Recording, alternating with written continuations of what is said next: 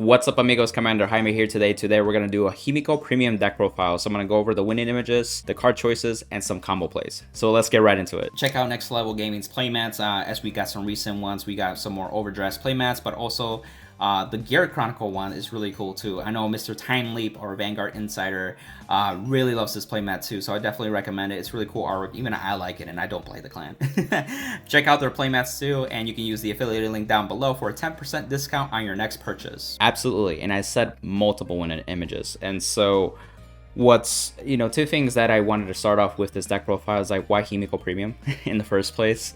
I've done a V Premium deck profile, and I've always liked the aesthetic of Himiko actually just being able to be free. It's Soul Blast 5, shove a crit at the bottom of the deck, or even a draw trigger if you want to, and then activate that trigger as many times as they equal to the grade of your opponent's Vanguard. And so if you're going first, you're right to grade 3, they're at grade 2, you activate twice, you can stack it onto like a column like Idriso with a Norn, so that way it's a restanding regard column that's hidden like 43k crit 4 with a force 2 marker on top of it too as well. So it's very good in that sense too. And I wanted to see like how can this transition more into premium and actually be more fluid. And I think I found a build that I feel that's to my liking in a sense, so I just wanted to share it. And if you ever played Himiko just in general, one of the crappiest feelings is that you have enough soul for Himiko skill, but you don't have the crit in soul. And so you're not able to do the skill at all, so it just makes for a lackluster turn. So what are some things in the premium format that we can use to make that more consistent? Like I always wanted to see like a card in my hand or from my deck, like a crit, and then literally just shove it straight into the soul somehow, right? And funny enough, in overdress, we have the crit triggers that got skills. And in the overdress form, it's like, it's okay, it's nice. You get soul, gives power. But the fact that these are crits, this helps Himiko, so you can use the counter-sectionary crit from overdress in this deck to help that make that consistently. And so it's during the battle phase that at the end of the battle that it attack, you can shove it into soul, give something plus 2k, and you want to do this as late as grade 2 turn because Himiko is an act, so by the time you write to Himiko on your grade 3 turn, you need to make sure you have it in the soul. And so this crit trigger, Blade Feather Dragon, is the other way to make it more consistent, especially if you do open up with it. Half of you are probably like mind blown because like, oh my god, why didn't I think of that before? And then the other half is like, I knew exactly where you were going. And I really like this. It's a lot more smoother in that sense, and there are other cards like Kroot that help feed for that soul in case you need that, but it also helps us into the stride game. So when you think of the Genesis stride zone, we have great strides, and we have access to Marduk, Amaruda, Minerva, and the new one, I cannot pronounce the name, but it's a new stride that's coming out in the Premium Collection 2022. And so with Marduk, I felt like Marduk literally came out for Himiko because it does get the power and the crits that you got from triggers. And it's when your Vanguard attacks, so normally it wouldn't make sense until you actually did your drive checks. And the only way to do that is if you did like Regalia that restood the Vanguard, and then like, oh, you have any triggers, then it works, and then you do Marduk. But in Himiko, you just do those triggers during your main phase, and then Marduk can actually carry into those when you actually do the superior stride skill in that sense. And so it adds another drive check, so it's more threatening to potentially stack more power and crit with the Idriso column on the Rigard, or you could just distribute in that sense how you see fit. In worst case scenario, you have your Vanguard that's already forced 2. If you don't have an Idriso, you can still fall back to your Himiko being the very threatening Vanguard column in itself too. With Amaruda too, what's really cool with cards like Kroot, if you fall into Amaruda and you use the skill where if you do have 4 less in the soul, you'll soul charge 5 cards while giving something plus 10k in a crit, puts you to 9 in soul, and now with a Kroot, you can potentially soul charge 6, which puts you at 15. And there are other cards to help with that soul management as well, so you can use her other skill even on first stride, where you can restand on Rigard at the end of the battle that this attack, and then for the rest of the return, your opponent cannot use Sentinels from hand. Very powerful in that sense too, so you have access to that. Then we can also fall back to the Minerva stride, and for those that still don't know, Minerva doesn't require the heart to be Regalia. It just needs to pay the cost of soul blasting with Regalias. You can literally play an old school grade 3 or even a counter-sectionary grade 3 and still have access to Minerva. Like, that's mind-blowing in a sense. And of course, you pair it up with Idriso with the Norn to be able to restand your Minerva. You can use the Soul Blast Reducer as well to Soul Blast 0 Regalia, so that you have quad check, restand, then you have 3 checks, so you have 7 drive checks in total, having that pressure there, so we have access to Minerva as well. And then with the new stride, this is pretty cool. It's, you know, when it attacks, you can turn a card face up in the G zone, choose any number of different grades from your drop zone, and then put them into your soul. And this unit gets plus 10k until the end of the turn. And they're like, okay, so a soul charge just gives power. Not bad. What does the second skill do? The second skill is when your opponent puts a card onto the Guardian Circle, you can Soul Blast 3, retire that card, and then your opponent looks at the top card of their deck and calls it to Guardian Circle in its place, essentially. And this is not once per turn, it's an auto, so you can do this as many times as they put Guardians onto the Guardian Circle, other than deck, of course. So you can't just keep going through the deck from that one. So they were smart on that too. And one, you can help decked in, or not decked in, you can make them deck out a little bit sooner, especially if they're a deck that really goes through their deck quickly. You can blow their Guardians, in the sense, outside of a PG or a Sentinel like a Protect marker. Those will still go through. It doesn't nullify the PG like effect if they have the option to still pay the cost for that. But when they're using like a G Guardian that doesn't do anything else except get big shield, you can retire that as well, and then replace it with a weaker unit, potentially with or no shield in that sense too. So you're saying like, wow, we have Himiko, it's a solid grade 3 turn, we have access to all these strides, and then of course, if you know, lack of a better term, you could also ride into Idriso as your Vanguard too, so that way now all your strides can be potentially restored with Norn as well, so you have access to all of that. So I think this is a real versatile deck in a sense too, that it's really cool in that sense. Now into the grade 3s, we are playing 10 grade 3s plus the 4 grade 3 Heal Guardians, so 3 Himiko, 3 Crude, and 4 Idriso. Why 3 Himiko and not 4? And it's really like, when you first get that Himiko right, you're not gonna have to rewrite it in a sense. We do play with the top 5 grade 3 Searcher to help with consistency too, so I'm able to reduce this to 3. Worst case scenario, you write Idriso as Vanguard, and that's actually still pretty good. So that's really cool, just have the option too in the worst case scenario. And if you're going second, Himiko doesn't matter as much too, so it's not a bad if you just end up writing the Idriso. You just gotta make sure you have another Idriso to follow up with if you plan to restand a column in that fashion too. And we got 3 Crew just to help with that soul charge management. Like I said, Himiko essentially needs 6 cards in the soul, one of them being a crit. And if you realize with Marduk, that's another 6 soul, so that's 12 cards in the soul that you need to somehow manage by shoving a lot of cards into the soul from the deck. By soul charging, you can reduce the soul blast, you know, cards like that. So that's why Crew by itself, if you call it in front of a full field, or it becomes the 5th rear guard in the sense, counting your Vanguard, you'll soul charge 6 cards. That in itself pays for Marduk, and so all you just have to worry about at that point is just a counter blast, which is really nice. Not only that, but it helps you increasing your chances of finding a crit to be able to shove into the soul for Himiko if you don't have it yet too. Idriso, like I said, it's just really good. It's the Regalia engine, so I recommend playing for it. So it's great on Vanguard and it's great on Rearguard as well. And again, you can pair it up with your strides too, like the new one, that actually plus 10k is for the end of the turn, so you get the power up as well, so you restand the new stride. And if it's just more attacks for them to have to like deal with, and you can make that Soul Blast 3 to retire those Guardians, make much more effective in a sense to deal the 6 damage. And then the grade 3 Hero Guardians, they're there to help you survive in the early game if you're going to get something aggressive. They're grade 3s that you can pitch for stride, and you can search it with Skull because, you know, I do play Skull, so it helps with that in case in those matchups that you need to survive by minusing to crit some of those attacks. Now into the grade 2s, we are playing 11 grade 2s. We are playing 4 Norn, 4 Ulysses, and 4 Repler. So with Norm, you want to maximize the Regalia engine. I've tried 3 before, but because you massively soul charge, and then of course you get damage checks, you draw into your pieces, you may not have a Norm left to be able to search with the Idriso, especially once you go into the mid to late game at that point, where you may need to deck in the sense, but also like just fetch a copy that way a lot easier. So that's why I still play 4. It's also a card that you can ride Vanguard and use the skill if you really need to help you for the soul. For Himiko in a sense, and so this with another soul charger can get you to the 6 cards in soul by the time you ride Himiko. And we got Ulysses over here. What I really like about Ulysses is one, that it's free.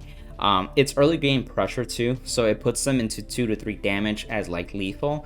Again, if you're doing an Idriso column with Himiko skill, you put him to 2 and you put him to 2 and your Idriso column is lethal, literally from 2 damage to potentially 6 damage just with 1 shot. And if you put them to 3, you can distribute the crits too as well to make your Vanguard attack even more pressurable, potentially putting them to 6 damage, and then of course your Idriso column is threatening to on top of that. This also helps you dig deeper into your pieces where you can just call this, do some pressure, fill up with a soul, because at the end it helps soul charge another card. You can get a crit that, but it also gives 2 cards in the soul too, and then gives you advantage back. Now Repler is really cool too because it has 2 great skills. The first skill is that when it's placed into a rearguard circle, you can soul charge a card from the drop zone. And that's where if you have a crit that was there by soul blasting or by healing the damage or guarding with it, or even if you call crit and then call it over with this card, you can just put that crit into the soul, again, to help out with that Himiko play too. And the second skill really goes hand in hand with Himiko, where, you know, when this unit attacks and if your opponent's Vanguard's a grade 3 or greater, you can counterblast 1 and choose one of your units and actually gain the power and crits gained from triggers during that time. And so as you stacking all that crits and pressure onto the Idrisil column, this can copy those crits, effects, and power onto it, and now you have another column that's just as lethal as well. So now you have 3 rearguard attacks that are just as lethal as well. This could also be used into the stride turns as well. It's just another beater, especially if you use, like, you pan out your force 2 markers and you put your opponent at 4. Any force 2 marker on a Vanguard or rearguard at that point becomes lethal, and so if you stack triggers onto something, this could copy it and then also become lethal, so that way your whole front row attacks is like, if I touch you, you go to 6 damage. Fun fact too, if you use like the OT trigger, like if you're using Keter Sanctuary OT, which I am, and the 100 million only goes to 1 unit, this can copy the power gain too as well, so you don't miss out on that too. Onto the grade 1s, we're playing 12 grade 1s, we're playing 4 Mikirahime, we're playing 3 High Tea, 3 of Apple Witch Cider, 2 of Skull. And so this is very similar to my V Premium deck profile. These are really the utility, resource management, or more like soul management cards. And Mikirahime is just really helpful. It reduces the next time you pay the cost for a Soul Blast by 3. So your Himiko becomes Soul Blast 2, bottom deck a crit. Your Marduk becomes a Soul Blast 3. Your Minerva becomes Soul Blast 0. Your Amaruda skill reduces by 3, so it goes from 15 to 12. And then you got the new stride. Essentially, you get 1 free Soul Blast 0 to kill a Guardian in a sense. So it's just a great card. It literally helps you with every Vanguard that you have. Like, it's really good in that sense too. And it just makes that Minerva turn a lot easier without depending on so many Regalia units too. So I feel like this card is still important, and to help with that and also having like a Vanguard target when you ride, High Tea and Skull are helpful in that regard. And with High Tea is that when it's placed onto Vanguard Circle or Rearguard Circle, you can soul charge too. I felt with Himiko, you just appreciated having that extra soul charge that you may have access to like before in the early game, or right at that grade 3 turn when you're ready to like pop off in that sense. And it just so happens to be like a 13k booster hitter whenever you pay, if you soul blasted this turn in general. So it's just kind of nice as a beater too, so that way you don't have to call as many cards if you don't have the Crude on top of that as well. Again, with Skull, it's just another card that you could ride as Vanguard or a Rearguard. Check the top 5 for a grade 3, add it. It could be Himiko, it could be Idrisil, it could be your grade 3 Heal Guardian, it could be Kroot. Just great targets that you want to grab anyway. So Skull helps with that consistency as well, and then decked in too, so more than likely your drive checks can be more deadlier, which is nice. And then we have the Apple Witch Cider, which is really cool and unique in this turn. It's another card that helps soul charge, but it's different. It gives you the option that at the end of the battle that it boosted, it can soul charge 2, or you can soul charge 1 and then bounce this card. So this is great when you're going against like matchups that can retire, stun, lock your rearguards, and you just don't want it to be in the field. Along with Ulysses, they can kind of like disappear or bounce off the field in a sense, while giving yourself soul. So that way you're still setting up for your winning image that's coming up in the next turn. So that's why I play Cider. And then of course it has the offhand skill where you can put this into Guardian Circle, put a card from your hand into soul, and then for every 3 cards it gets plus 5k shield in addition to as well. So it could potentially become a nice shield card to help you save some hand too. Or if you're following up about to going from grade 2 to your grade 3 turn, you can guard with this and shove a crit that way too, if you don't have another way to shove a crit into the soul that way too. So that's one way to think about that too as well. And so for the remaining triggers and the starter V starter, because you want to dig deeper into your deck, you get a Ticket Shield, you get discarded with Skull as well. And you got the crits, and so this build was interesting. I tried a lot more crit, just like the V Premium deck profile. And I noticed with Premium, you do have like an extra turn or 2 to work with, and we have a lot of restanding strides or Vanguards in general, and then also some powerhouse rearguards that we deal a lot more in Premium itself. And so having like PGs are very helpful. But I also wanted to make sure to have room for the grade 1s, and then at the same time, I noticed that this deck struggle with combo pieces sometimes, and you would have a weak hand, especially after committing to a board, especially if you try to use Kroot to maximize that soul charge. And so having like the PG draws actually helps, in addition to the OT, to give you that like 4 draws in an essence. And that's why I play that. And then in addition to a crit sentinel, so that way you have that crit pressure still. So as you can see, we're still playing 8 crit. 4 of the counter-sectionary crit, just because of the consistency, just to make sure we have that crit in soul. We have stride and also another crit that goes into soul. So if you, for whatever reason, are in the mid to late game and you haven't really gotten to use Himiko, or you're trying to use the second Himiko, this can help you kind of set up for that more easily too. So it's almost like the 5th counter-sectionary crit in a sense, but it's just GB1. And then we have the one that help you with stride too. So if you want to preserve your Idrisos recruits from hand, you can use this to pay the cost of stride. Worst case scenario, you use a grade 3 heal guardian, or you pay 2 cards, but it's just helpful in that regard too. The ulti is really preference in this point, but I feel like I appreciate the extra drive checks more for pressure, because we are playing a good amount of crit. 2, because your grade 3s, your front rows are going to be grade 3s like Idriso, and then if you have a Kroot, they have to undrive too. So now you're going to see extra 4 drive checks if you just have that. And then if Idriso restands, it'll see 1 more drive, because Norn does reduce that from that on the regard circle if you do check the over trigger. Onto the strides, we are playing 10 strides. So we are playing 4 Minerva, 2 Marduk, 2 Amaruda, 1 of the Muspel Regalia. We have the 1 new Peak Collection 2022 stride as well.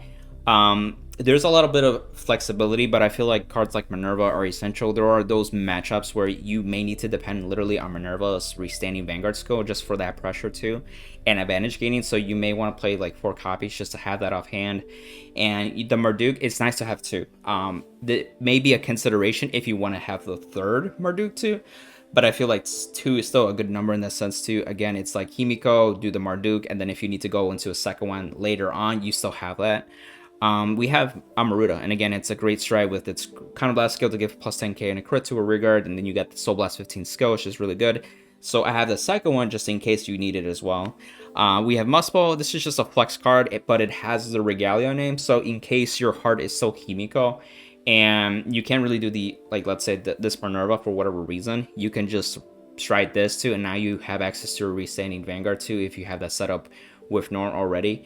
So it's just another option. You could always use a different card too. And then the P collection stride, just because like it's something to have where it may come up. Ideally, I feel like this card should be used when your opponent's at 5 damage, so that way they have to guard everything at that point, and then you're soul blasting 3 to retire those guardians. And you really have to build up the soul, but because we have cards to help with that, this is more likely to be actually be used in that sense too. And depending on you being able to use Himiko's skill for that game at all, maybe you just have excess soul still that's just built up, and this card can be used to like help use that soul. Onto the G guards, we're playing 6 G guards, and so we have 2 ear. Ears are a really good G guard, just soul charge different cards with different grades from your drop zone into your soul, and you can get plus 15k total shield while giving your soul 4 cards. It's really nice in that sense.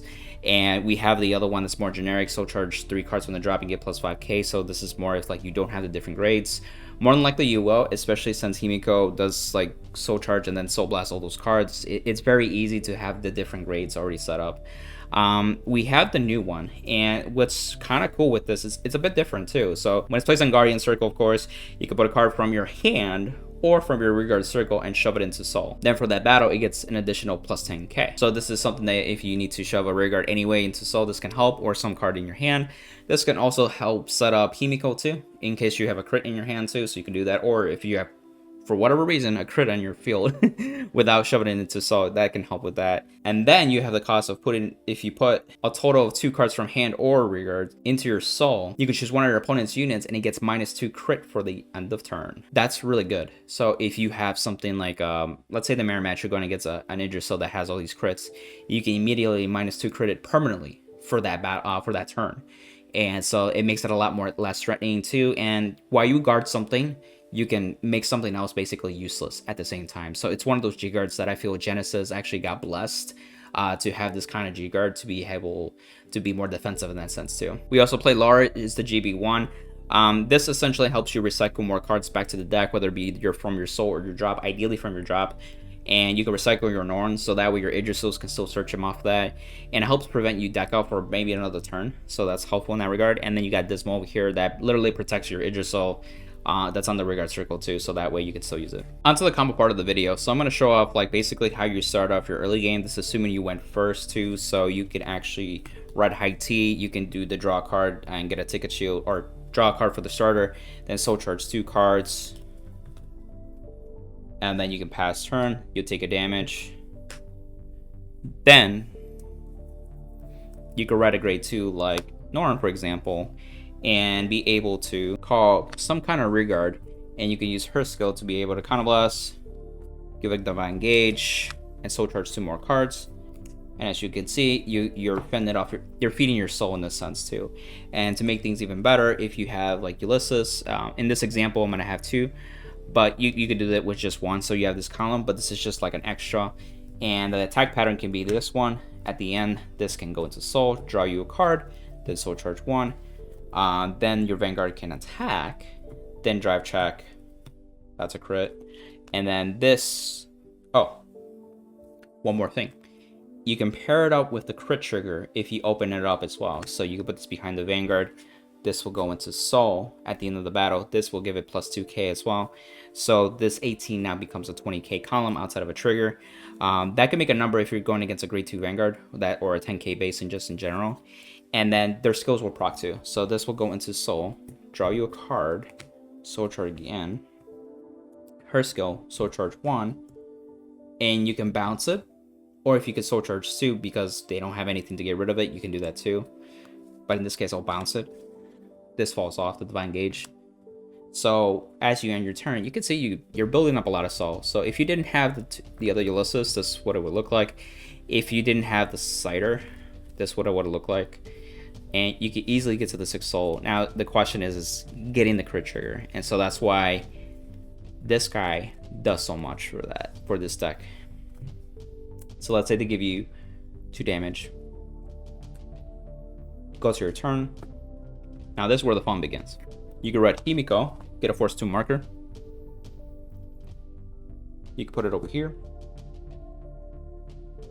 You got your Idriso search for the Norn, and then get a divine gauge onto it. Make sure you leave the crit in there. That would be bad. And you want to at least get the Norn in place with a divine gauge, depending if you have access soul. And if for whatever reason you have access, let's say Apple Witch Ciders as boosters, when you play the Crute, soul charge 6. And as you can see, there's more crits too, but it's okay. We already have the crits. So you have a fat soul. And this is helpful because then you can use her skill.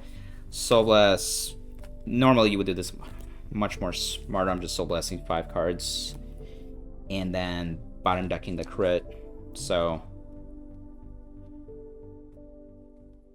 there we go. Also, what you could do is that if you didn't do the Idriso play yet, you can do Himiko, give all that effects to Idriso, and then use her skill to fetch the Norn. So that way, then your crit gets shuffled into your deck, more than likely to actually drive check it. So you can have it feel like this. You want to make sure they're like at 2 damage or 3 damage. It's just lethal at that point. So depending if they have regards or you want to give the damage to them, you can attack this pattern. You can also do the Vanguard if you want. This is where you can use Marduk. So you can Soul Blast 6 cards. Let's say the 6. Again, you would do this a lot more smarter than that. You kind of want to leave a crit into Soul just in case you need to do another Himiko later on. So that would be recommended.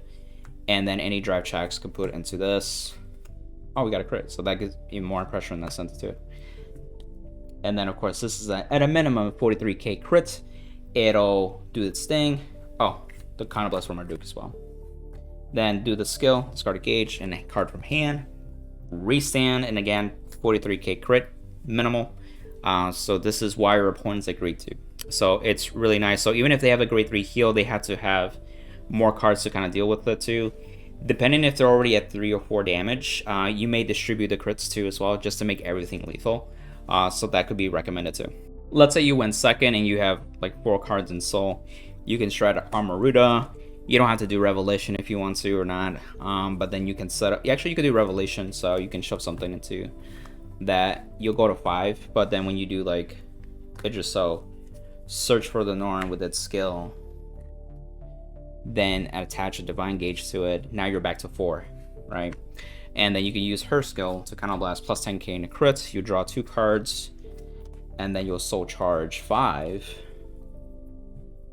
into the Soul. So this puts you at 9 in the Soul, and this can be easily used with cards to fill up your board with Kroot.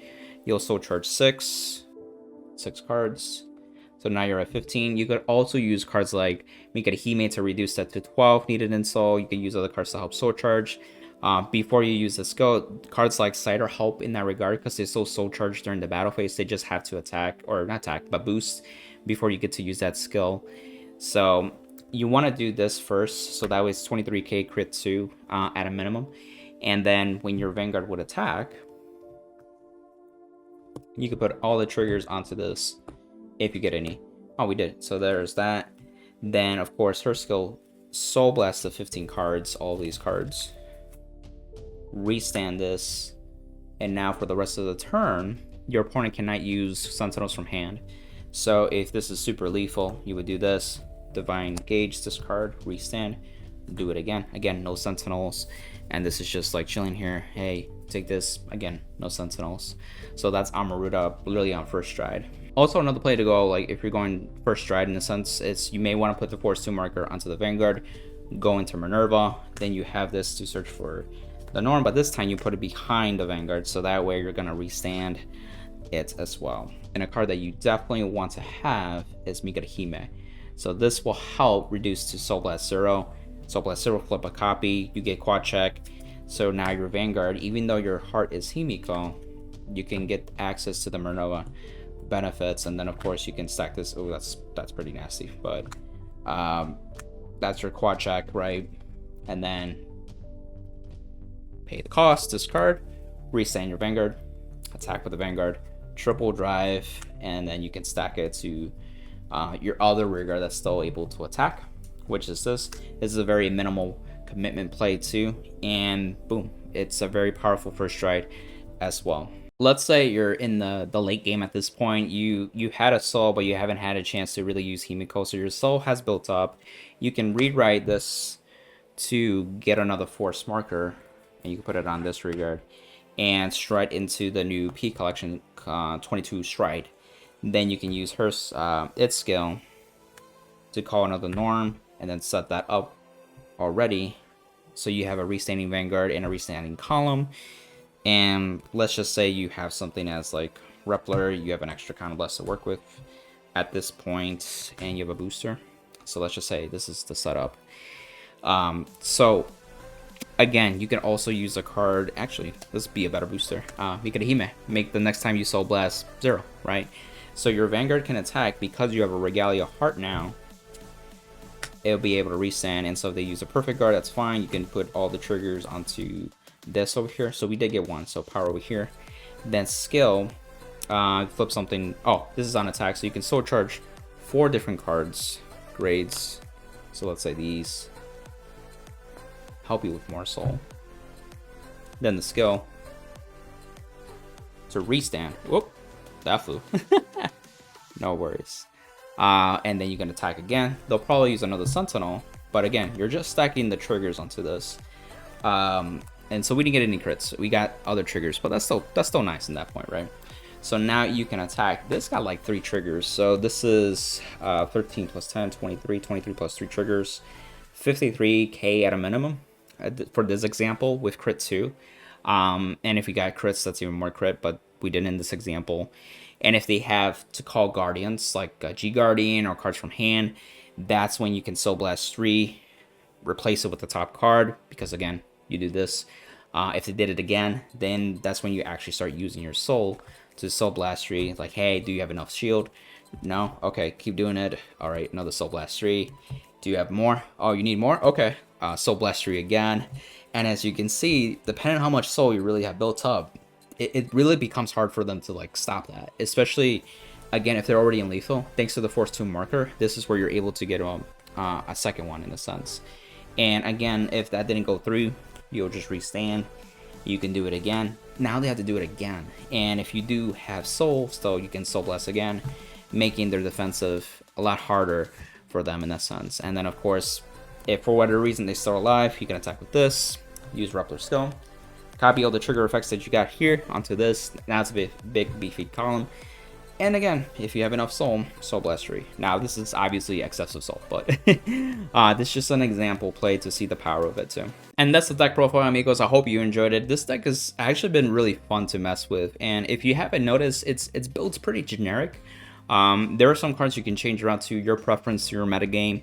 You can even potentially just change the grade 3 into maybe a Fortuna. It's similar as Himiko, just different style, different costs, and even as Fenrir, but Fenrir I feel like would be its own build too, and then other grade 3s that you want to utilize too. Genesis is in a spot where you have a card pool access to be able to use these generic strides too. So any deck can really like take advantage of these multiple winning images in that sense too. And I definitely recommend, and again, just let me know in the comments like what are some things that you would change or thought that was cool to see at the same time. And I'm just looking forward for Genesis, just overall, just it's in a good spot right now.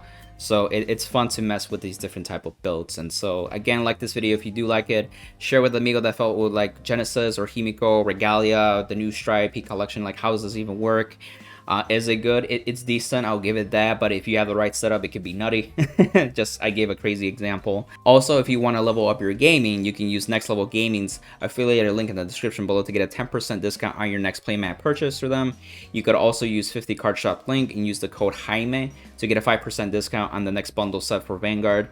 And if you support through TCG Player, go ahead and use the link. It'll help support the channel as well. Also, if you want to see the deck in action, check out Duke's Cardfight's channel with some games with Himiko versus Megacolony. The link will be in the description below, and also you can click on the video card too. Comment down below with your thoughts too as well. Love to hear them. And if you haven't subscribed yet, subscribe and hit that bell for instant notifications for more future content. On to the next one, amigos. Bye!